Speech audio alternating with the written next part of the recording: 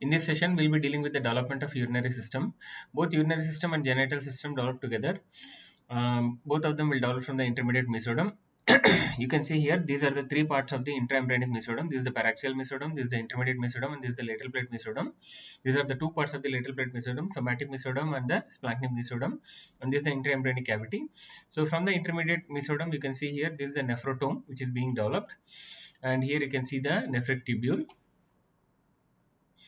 So there will be three stages of kidney formation. Pronephros. So it is seen in fourth week in the cervical region. It is non-functioning. Mesonephros. Again, this is also seen in the fourth week in the thoracic and upper lumbar regions. It functions. This is partial. And then metanephros. It is seen in the fifth week.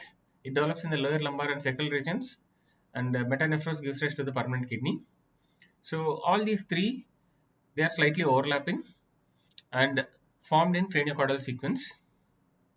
You can see here pronephric system, mesonephric system, and metanephric system. You can see this is the ureteric bud and this is the metanephric blastema. So this is a section showing the pronephric system. You can see here. So this is the pronephric duct, and you can see here this is a nephrocele. So this is the peritoneal funnel. This entire thing is the pronephric tubule. So you can see there are two glomeruli, internal, and this is the external, and this is the internal glomerulus. So whatever blood comes from dorsal aorta will be filtered in the external glomerulus, and the filtrate comes into the cavity, and from here it will go into the pronephric tubule through the peritoneal funnel and then into the pronephric duct. So this is a very long process. This is an indirect way of excretion. So this is non-functional in humans. This is functional only in some teleost fishes and cyclostomes. And this is the mesonephric kidney. So there is no external glomerulus, there is only internal glomerulus. You can see here, this is the uniferous tubule which is formed, mesonephric tubule, and this is the mesonephric duct. So here you can see the genital ridge. This system is a direct way of excretory system, but only thing is selective reabsorption is absent in mesonephric system. So this system also transitory. So now here you can see the development of the metanephric system. So ureteric bud develops from the caudal part of the mesonephric duct, and that will be capped by metanephric blastema, so which is derived from the mesenchyme of the nephrogenic cord. So if you see, the intermediate mesoderm will form structure like this, in which in the upper part it is segmented and there will be segmental nephrotomes. In the lower part it is unsegmented and it is called nephrogenic cord. And here clearly you can see from the caudal part of the mesonephric duct there is origin of the ureteric bud. So once it reaches the nephrogenic cord, there it will be capped with the metanephric blastema. In the part of the mesonephric duct distal to the origin of the ureteric bud. So this is called as common excretory duct. Common excretory duct. So later in development, this will get absorbed into the urinary bladder to form the internal trigone. Here you can see this is the primitive urogenital sinus, and the upper part of it is called as the vesicular canal, and this will be the definitive urogenital sinus, and this will be the primitive anorectal canal. So these are the parts of the cloaca. You can see here the mesonephric duct opening into the vesicular canal, and here you can see the origin of the ureteric bud, and this is the metanephric blastema. So the ureteric bud grows and starts dividing. So first generation of the division will get absorbed to form the major calyces. Then second, third, fourth generation of divisions will get absorbed to form the minor calyces. So from the fifth generation onwards, next there will be around 11 to 13 generations of divisions, and they form around 1 million to 3 million collecting tubules. and ducts of Bellini. You can see here, this is the initial position of the ureteric bud, and there occurs rotation. So after rotation, it looks somewhat like this, and this part of the mesonephric duct called common excretory duct will get absorbed to form the trigone of the bladder. So when it is being absorbed, it also forms an shaped loop. You can see here, each division of the ureteric bud is capped by a part of metanephric blastema. As further it divides, not only the capping of ureteric bud generations, but it also gives rise to the metanephric blastema, also gives rise to cell clusters. So these cell clusters will form the renal vesicle.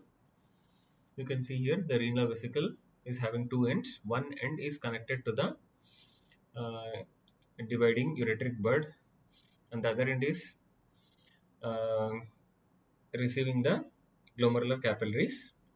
So later on, the middle segment of this renal vesicle will enlarge to form all the parts of the nephron. So here you can see the completely developed uriferous tubule.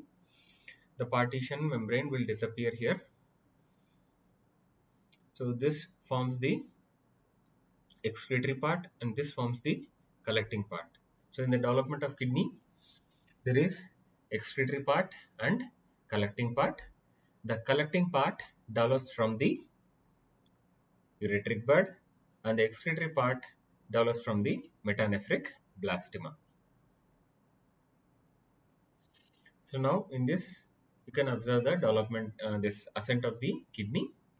So initially, you can see the kidney in the pelvis region, the blood supply being derived from the median sacral artery. Here you can see the blood supply of the kidney being derived from the iliac arteries, where the kidney is placed in the iliac fossa. Then here you can see the final position of the kidney below the suprarenal gland. The blood supply coming from the inferior suprarenal or the lower suprarenal artery. Later this develops into the renal artery. So initially the hilums will be facing ventrally. Later on, this is the normal rotation, so that hilum of the kidney face medially. So this is the abnormal rotation resulting in abnormal patterning of the renal vessels. So in this, you can observe left-sided pelvic kidney and right-sided complete agencies of kidney. Here you can see the kidney from the left side is displaced to the right side, and here there is fusion of both the kidneys. So this is fusion of the lower poles of the kidney resulting in the horseshoe-shaped kidney. You can observe the pelvis and ureter coming anterior to the fused part. So this is again the same horseshoe-shaped kidney. Here you can see the pelvic kidney. So this is the original horseshoe-shaped kidney. So in this, you are observing the complete fused kidneys of both sides, which are forming the disc-shaped kidney. The pelvis and ureter are coming from the posterior aspect.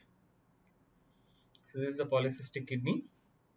So polycystic kidney disease is of two types: adult type or autosomal dominant type, and childhood type or autosomal recessive type. So these are the original polycystic kidneys. Here you can observe the kidney is being freely hanging by a peritoneal fold, and there is kinking of the ureter, pelviureteric junction. So this condition results in hydronephrosis of the kidney. That acute condition is called as Dietl's crisis. So hydronephrosis of the kidney resulting from obstruction of pelviureteric junction. So that might be also caused by presence of accessory renal arteries which are compressing the pelviureteric junction, or it can also be observed in this kind of floating kidneys, Dietl's crisis. So in this, you can see this is the partial double ureter and this is the complete double ureter. In this, you can see there are two ureteric buds arising from the mesonephric duct, and here there is a single ureteric bud. But if you observe properly, the ureteric bud which is having higher origin is actually opening at a ectopic site, whereas the ureteric bud which is occurring in a lower point is actually opening at the original site. Why this is happening? Because if you observe this loop formation, this loop is actually dragging the ureter developing from the upper ureteric bud to the ectopic position. So partial double ureter and complete double ureter. Here also you can see complete double ureter and partial double ureter, and here you can see the ectopic position of the ureter, like it's opening into the vaginal wall, opening into the vestibule, it's opening into the urethra.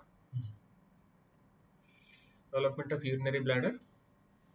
So during 4 to 7 weeks of intrauterine life, cloaca divides into urogenital sinus anteriorly and anal canal posteriorly. So the structure which divides this is the urorectal septum. So urorectal septum will develop from fusion of three folds, one vertical fold called as fold of Tournix and two lateral folds called as folds of Rathke. And when this tip of the urorectal septum touches the cloacal membrane, the cloacal membrane will be divided into anterior urogenital membrane and a posterior anal membrane.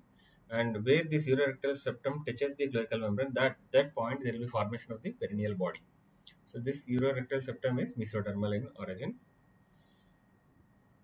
So this second, there will be actually two parts of urogenital sinus.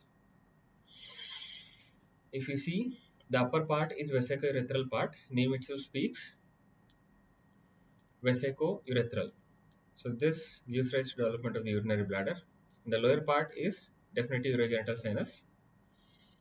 Again, this is divided into two parts, the pelvic part and the phallic part. So this is the cloaca. So what is this actual cloaca? It is the part of the hindgut distal to the attachment of the allantoic diverticulum. So the hindgut is divided into a pre-allantoic part and a post-allantoic part by the attachment of the allantoic diverticulum.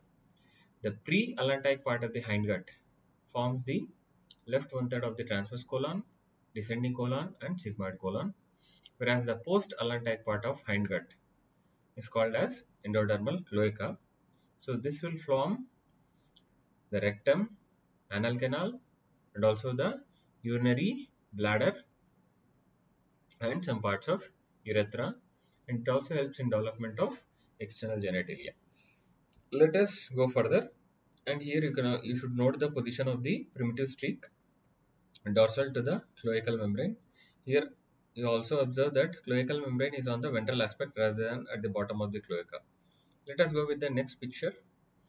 So in this you are seeing the development of the urorectal septum. These are the two lateral folds of Rathke. So in these folds you can observe here, this is the paramesonephric duct and this is the mesonephric duct. Urorectal septum will have four ducts, a pair of paramesonephric ducts and a pair of mesonephric ducts. You can see here, this is the urorectal septum growing into the endodermal cloaca, dividing it into an anterior primitive urogenital sinus and a posterior primitive rectum or anorectal canal. So both of them, before the fusion of urorectal septum, both of them are connected by communication called cloacal duct. So this is the cloacal membrane. You can see here the mesodermal cells arising from the primitive streak are migrating on either side of the cloacal membrane, forming the genital folds, and cephalic to the cloacal membrane you can see the two genital folds fuse to form the genital tubercle, and even these mesodermal cells are going on the ventral aspect and forming the infraumbilical part of the anterior abdominal wall. So these are the genital folds and this is the genital tubercle. So here you can see the urorectal septum has completely formed, and here this will be the location of the formation of perineal body, and the cloacal membrane has been separated into urogenital membrane anteriorly and anal membrane posteriorly. Here you can see the openings of the paramesonephric ducts and the mesonephric duct. So the primitive urogenital sinus has been divided into an upper vesico-urethral part and a lower definitive urogenital sinus. The lower definitive urogenital sinus is having two parts, the pelvic part and the phallic part. Pelvic part is narrow and the phallic part is wide.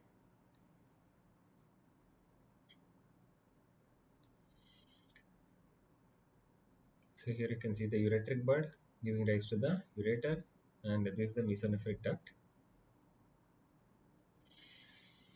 So now if we look into the actual structures of the urinary bladder, how they are developing, the entire mucosa except internal trigone is developed from vesicourethral part of the cloaca.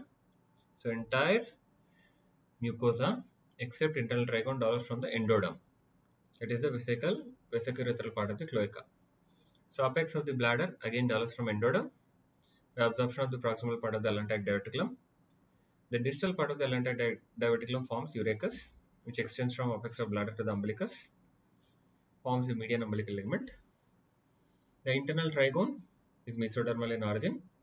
It is formed by incorporation of caudal parts of the mesonephric ducts, forms trigonal muscle of Bell. So later the epithelium of the bladder overgoes the mesodermal part of the trigone of bladder. So ultimately the entire epithelial lining of the bladder is derived from endoderm. You can see this is the common excretory duct, which is a part of the mesonephric duct, which is getting absorbed to form the internal trigone. And you can see the apex being formed with allantois and allantois being obliterated to form the urachus.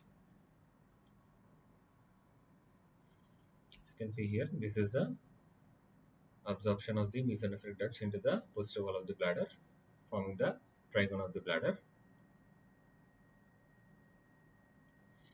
So these are the mesonephric ducts, ureteric bud. The mesonephric duct is being absorbed into the bladder wall, forming the trigone. And this is the ureteric buds, which are now directly opening into the bladder. This is the trigone of the bladder. So this is the gross structure of the bladder, showing the posterior wall of the bladder. So this is the internal trigone. These are the two ureteric openings. You can see this is the prosthetic part of urethra. So this is the urethral crust. This is the verumontanum or colliculus seminalis. You can see this is the opening of the prosthetic utricle, and these are the openings of the ejaculated ducts. These are the openings of the prosthetic glands. The musculature and other structures of the bladder are developed from the splanchnic layer of lateral plate mesoderm, which surrounds the cloaca. So these are the abnormalities of the allantoic diverticulum. So this entire diverticulum persists. It results in urachal fistula. The proximal and distal parts are obliterated and the middle part persists. It will result in formation of urachal cyst. So proximal part obliterated, whereas middle and distal parts persist, it results in urachal sinus. So this is the extrophy of bladder when there is failure in proper formation of the lateral folds and a failure in proper development of the infraumbilical part of the abdominal wall, anterabdominal wall. So there will be exposure of the bladder in the anterior aspect. So this is a more severe form, which is called as extrophy of cloaca. So this is associated with this is having bladder extrophy. Along with that, it is also having um, anal canal abnormalities and also the genital abnormalities. So development of prostate. The glandular part develops in third month, like solid endodermal outgrowths from the prostatic urethra. The outgrowths are arranged into 5 groups around the primitive urethra, like ventral, dorsal, cephalodorsal, and 2 lateral. Then solid buds are canalized and converted into follicles and ducts of the glands. The fibromuscular part develops in the 4th month. Splanchnic mesoderm, which surrounds the urogenital sinus, gives rise to the fibromuscular part. So in female, paraurethral glands of skin are homologous with the prostate of male. Here you can see the development of the prostate gland from the primitive urethra. So development of urethra. So before going into the development of urethra, let us see with the parts of male urethra. There are 4 parts: prostatic part, membranous part, spongy or pineal part, and the thermal part of the urethra. Out of this, these 3 parts develop from the endoderm, whereas this part develops from the ectoderm. You can see here, this is the prostatic part of the urethra, this is the membranous part of the urethra, this is the spongy or pineal part of the urethra, this is the terminal part of the urethra, which develops from the ectoderm. So in this book, there is also a pre-prostatic part. So this is the prostatic part of the urethra, where you can see in the posterior wall of the prostatic part of urethra, you can see this is the median elevation called urethral crust, and the center of the median elevation, there is a rounded elevation called as seminal colliculus or colliculus seminalis, otherwise called verumontanum, which is receiving opening of 3 structures. Like in the middle there is opening of prostatic ventricle, which is a counterpart of vagina in case of male. And here you can see these are the opening of ejaculatory ducts, and these are the opening of the ducts of the prostate glands. Prostatic urethra above the opening of mesonephric ducts, that is the opening of ejaculatory ducts, develops from caudal part of vesicourethral canal. Posterior wall of the prostatic urethra above the opening of the ejaculatory ducts is developed from observed parts of the mesonephric duct. So prostatic urethra above the ejaculatory ducts almost resembles the development of bladder. That's why this is also lined by transitional epithelium. Prostatic urethra below the opening of mesonephric ducts develops from the pelvic part of the definitive urogenital sinus. Membranous urethra develops from pelvic part of definitive urogenital sinus. Spongy or pineal urethra develops from the pelvic part of the definitive urogenital sinus. Terminal part of the urethra develops from the surface ectoderm. I'll show you in further slides how it is being formed. You can see here, this is the phallic part of the urogenital sinus, and this is the genital tubercle. In this diagram, you can see there is formation of the urethral plate from the phallic part of the urogenital sinus, which is flowing into the phallus. So this genital tubercle gives rise to phallus. The phallus is a precursor for the formation of clitoris in female and penis in male. Here you can see there is growth of the urethral plate, and at the same time there is formation of the primary urethral groove below, and both of them are separated by urogenital membrane here, and on either side there are genital folds. So now you can see there is canalization of the urethral plate, and this will be the primary urethral groove, and this is the canalized urethral plate. With the rupture of urogenital membrane, there is formation of the definitive urethral groove. Here you can see another urethral plate being formed from the surface ectoderm, and later you can see ectodermal urethral groove. So this is the opening of primitive urethral, that is without the formation of the ectodermal part of the urethra. The primitive urethral opening is at the base of the glans, whereas within the glans of the penis there is formation of the terminal part of the urethra from the surface ectoderm. So once this part of the urethra forms, there will be the permanent urethral opening, which forms the final external urethral meatus. So here you can see the transverse section through the phallus, showing the urethral plate, urogenital membrane, primary urethral groove, the canalized urethral plate, and the primary urethral groove separated by urogenital membrane, rupture of urogenital membrane, formation of the definitive urethral groove, and closure of the genital folds, forming the complete sponge urethra. So here you can see these are the genital folds. This is the urogenital membrane. This is the phallic part of the definitive urogenital sinus. So now you can see here, this is the definitive urethral groove. Rupture of urogenital membrane has occurred here. So these are the genital folds which are starting to fuse, and this is the genital swelling on the lateral aspect of the genital folds. So you can see here the fused genital fold and the formed urethra, and these genital swellings are enlarging and they form the scrotum in case of male, and you can also see the descended testis here. So this is the spongy urethra. So now in case of so if you observe the same thing from the inferior aspect, you can observe this is the phallus, and you can observe this is the urogenital membrane. These are the genital folds. These are the genital swellings. So now urogenital membrane has ruptured, and you are seeing the definitive urethral groove. So this is the ectodermal urethral groove. This is the definitive urethral groove, genital fold and genital swelling. Here you can see the closed genital folds completing the formation of the spongy urethra, and here you can see the genital swellings. Now you can see the complete scrotum formed from the genital swellings, and you can see here this is the urethra which is completely formed. So this is the ectodermal part of the urethral plate, and you can see the ectodermal urethral groove, and you can see the complete ectodermal part of the urethra which is formed within the glans penis. So endodermal urethra extends only up to the base of the glans penis, whereas the part of the urethra, the terminal part of the urethra which is present in the glans penis, is formed from the ectoderm. That's why it is lined by Stratford squamous epithelium. Urethral anomalies, hypospadias, opening of urethra on ventral surface of penis, three types: Bellenic, which opens on the ventral aspect of glans; penile, which opens on the ventral aspect of shaft; and perineal, which opens in the perineum. And there is one more variety called complete perineal type, where total failure of fusion of genital folds after rupture of genital membrane.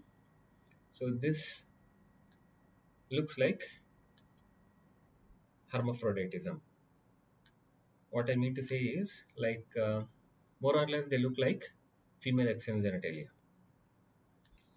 Epispadias, opening of urethra on dorsal surface of penis.